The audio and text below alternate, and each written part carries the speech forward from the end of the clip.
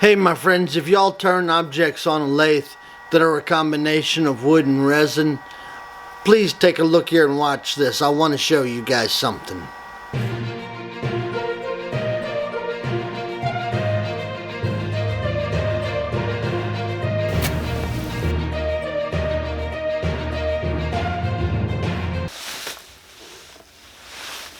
Damn, that's a good looking guy, I tell you. Hello my friends, how is everybody today?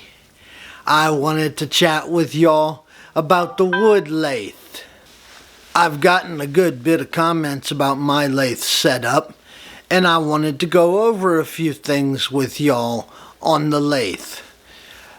Two of the most important things with safety, topping both of them.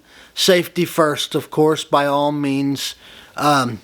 Dust mask, eye protection, face protection, that goes without saying. What I'm talking about is the actual use of the lathe. Alright? You really want to pay attention to the height that you put your lathe. You want it to be very comfortable for you. If that means lowering the lathe or raising the lathe, you want a comfortable armrest height. The other very important thing about a lathe that you never really hear anybody talk about, and it really determines how good your product comes out. It's one of the most important things on how good your project comes out, and I've had a lot of experience with it, is vibration in the lathe. Most lathes are built very well. If you buy a good quality one, you'll notice it comes with very heavy cast iron legs, and there's a reason for that. You want to weight down a lathe. You want it mounted to a rock solid surface if you have to mount it. You want it to be as heavy as you possibly can. All electronic and gasoline motors, they vibrate when they run. Now when that comes to a motor turning on a box fan, you don't care. The vibration has nothing to do with it. You put your hand on that fan and it's vibrating a little bit. When that motor is turning, that gasoline engine or motor, whichever you choose to call it, you do put motor oil in an engine, right? So go figure that one out, huh? Never did understand that. They don't call it a motor in a car, but yet you put motor oil in a car engine. Anyway, let me not go there. They vibrate. You don't care if a lawnmower vibrates a little bit. It's cutting grass. On a lathe, you don't want any vibration coming from that lathe. So let me show you guys what I'm talking about, okay? Hey my friends, once you have an object turned round on the lathe, and the two ends, the sides evened up, cylindrical prepped, that's about as good as it's going to get for not getting vibration in the lathe. That's when it's at its perfect point and the vibration goes away, for the most part, but not always.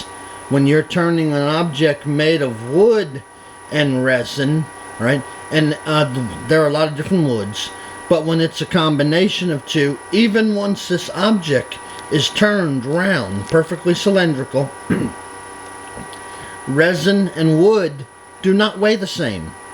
They have different weights to them.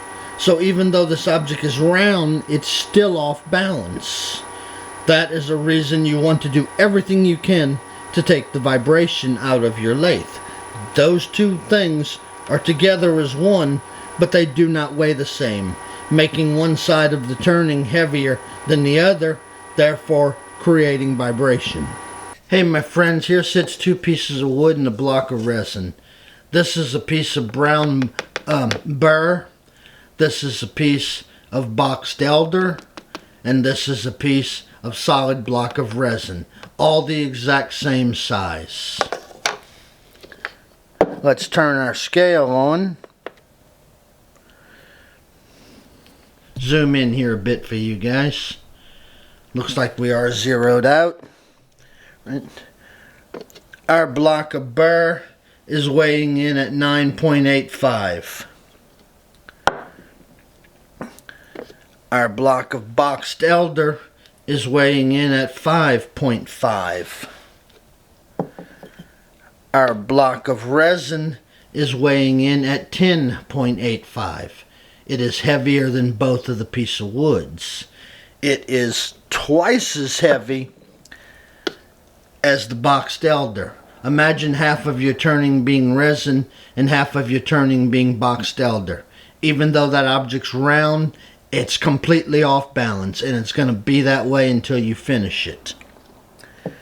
With the burr, it's not going to be so bad. It's going to be off, and depending on the mixture of the wood and the resin, a little bit of wood, a lot of resin, a little bit of wood. When it's a mixture of wood and resin, you're never going to get a perfectly balanced object turning on the lathe. Resin is heavier than most woods. If I had a little block of olive wood that small, and I don't, I would show you even a more dramatic difference because olive wood is very heavy. Resin at 10.35. Boxed elder at 5.5. That is going to be one unbalanced turning till the minute you take it off. With the burr, it's going to be off balance, but not as bad. That's why you want to get the vibration out of the lathe, guys, in any way you can. When a lathe motor is spinning, you're getting some vibration in the table and in the lathe head, just for the simple fact that a motor is running. You don't want any vibration in this lathe head. This particular Delta has these, they're about 4, you can't see them now, they're all encased in wood, but they're about 4 inches thick, all the way across the lathe, about 16 inches wide, and all the way down. Before I encased it, I completely filled those with concrete. There is a 4-inch by 16-inch by 30-inch solid slab of concrete on each end of this lathe, and it makes it very heavy. And then underneath every lathe, you have a dead space. So, let me back up here a bit.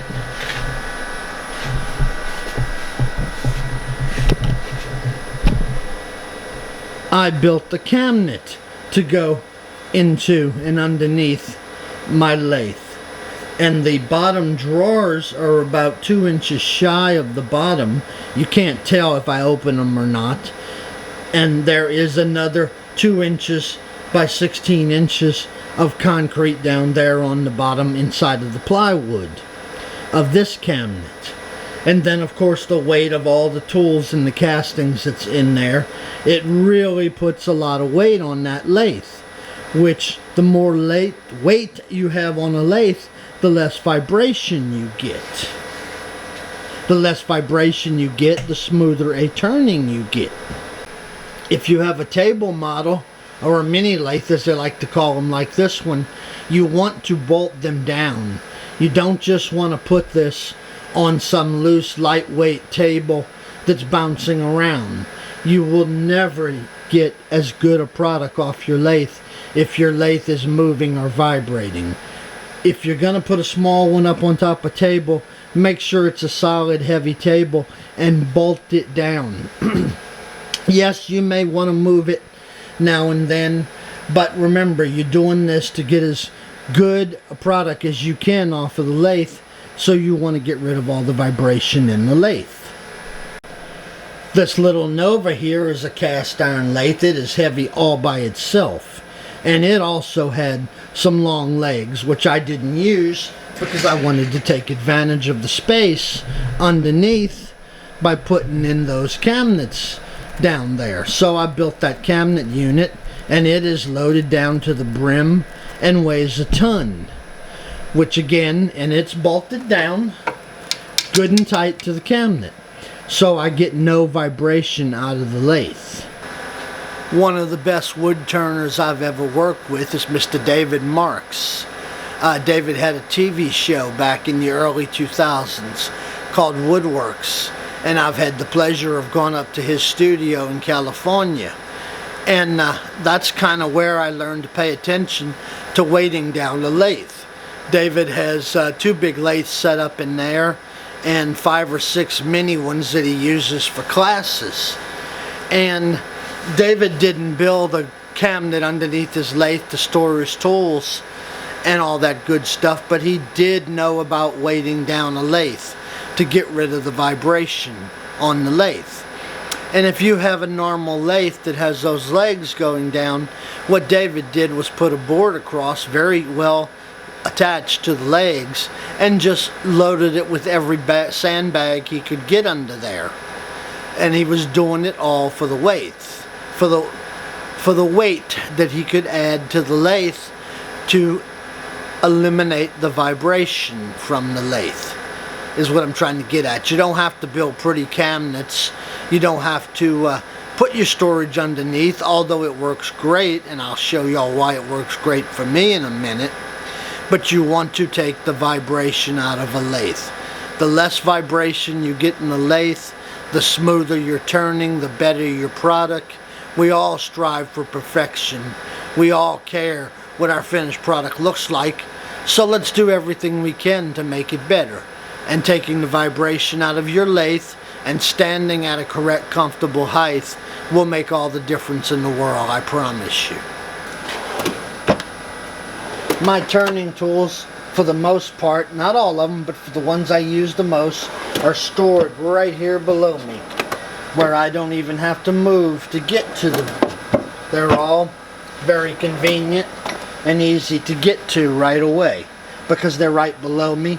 And again, I'm adding all this weight to the lathe, weighting down that lathe.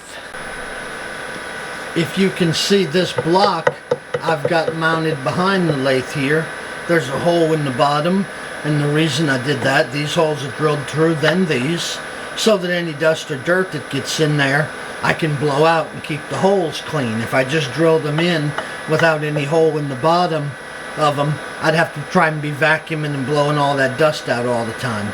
This way it all just falls out and it's very easy.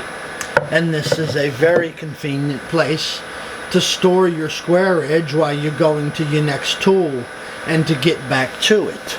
I can store 4 or 5 of them, and y'all can't see it, but there's another set of holes back here where they can go in also.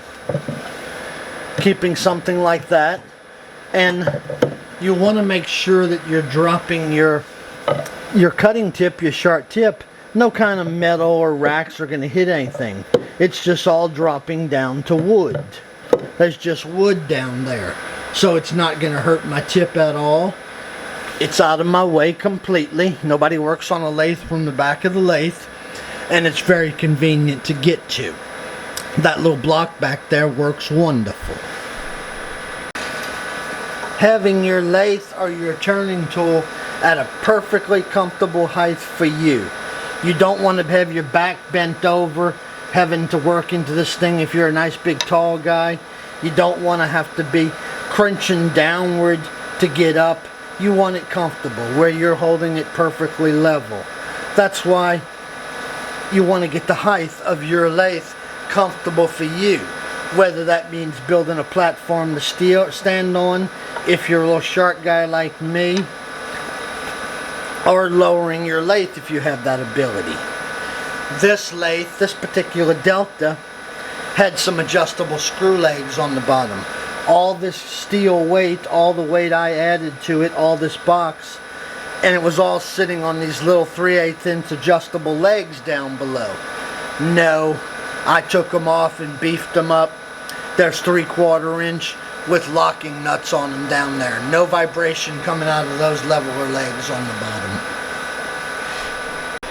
Dust collection is also very important on a lathe, and that's what this is. This is a 5-inch flex that I've got a 16-inch piece of 5-inch PVC slipped up and attached inside it, so I can keep my flex steady when I stick it through these holes that are along the back of that board, which allows me to move my dust collection along the lathe to any point I want. And I can also just pull it out of that and hang it from above if I choose to. But this has worked great for me, having that board in the back. This little arm going up right here holds the light. that you see right there. You want to have light on the lathe, and I've got 2 more above it, and I'll show you guys in just a minute. This little overhead was built just for putting light down onto the lathe, and then of course I found many more uses for it. If you've ever been working on a lathe and you're laying all your small tools around that you're using, they get in the way. What can I say? But by having a magnetic bar above me here, whatever I'm using, if I've got this gauger set to this point, I just stick it up there and come right back to it, get it out of my way, and keep going. Having that magnetic bar up there works great.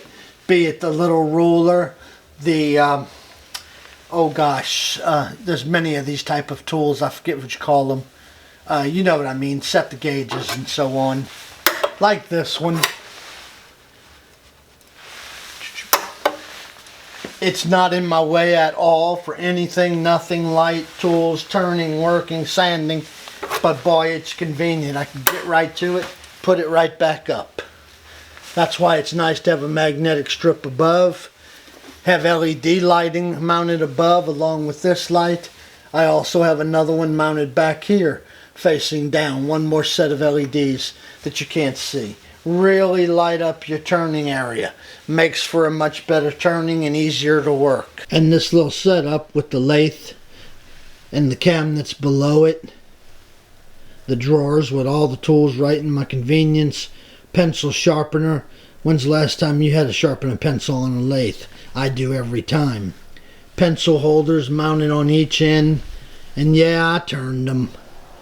And like I say, that little rack up there for holding the light, I can also set a little stuff on top of it, things I'm working on that aren't finished, and so on. And one thing that's came very handy for is when you're turning, I've got a couple of camera mounts on it here, mounted to it for holding the camera.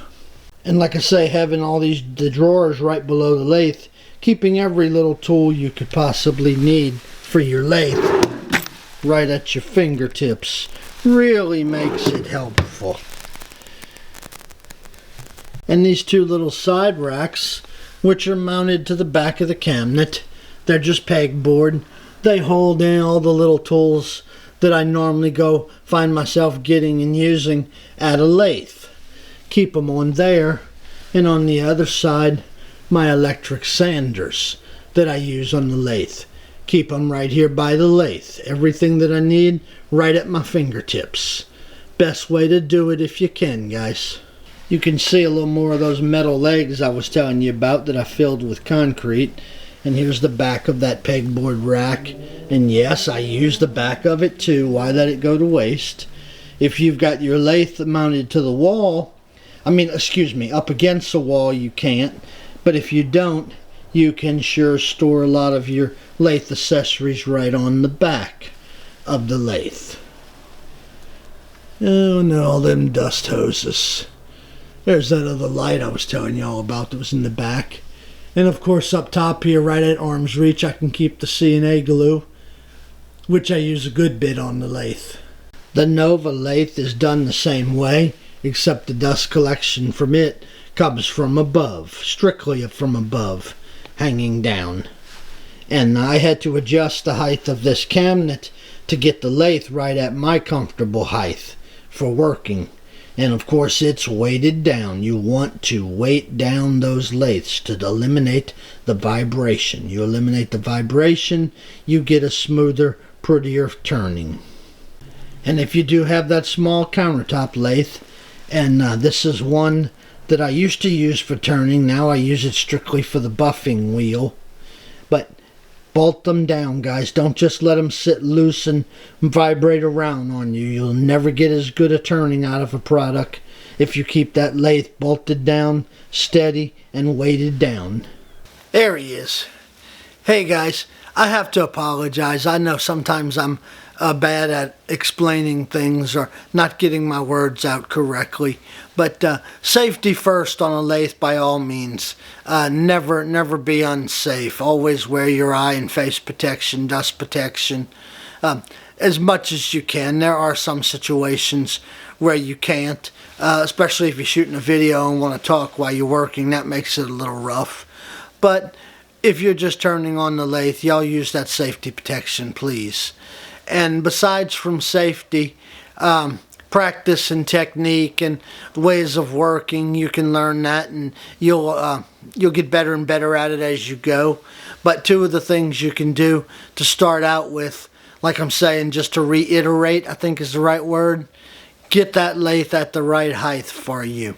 Make sure you're very comfortable standing there, not straining to hold it at the correct height, to hold that tool straight, or at a slight downward angle, or however you like to hold the tool that you're cutting with.